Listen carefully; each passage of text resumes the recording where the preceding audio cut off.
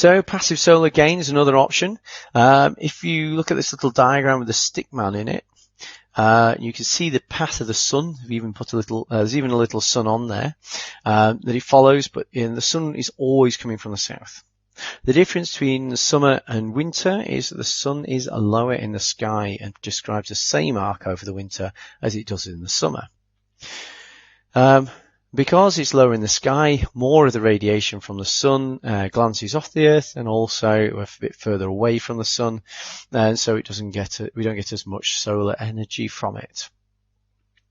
But if you think about if you position your house where the stick man is, then any windows that are on the north side of the house will let in a little bit of light, but that's mostly light that's bounced back off of something outside.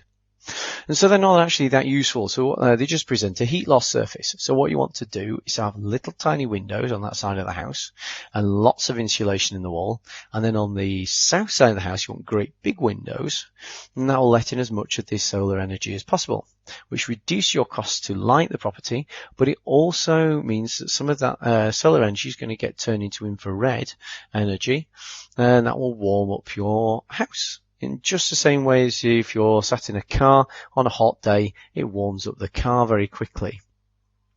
And so that's because lots of that solar energy is getting turned into infrared.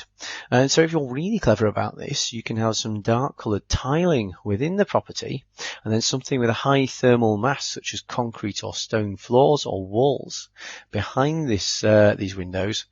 And what will happen is they'll warm up through the day, and then at night they will re-radiate all of that warmth that they have picked up during the day, and that will keep you warm at night and give you a long stable temperature for the property. Over summer, you just simply pull the blinds down lower to reduce the amount of solar gain, to reduce your costs for air conditioning the property and keeping it cool.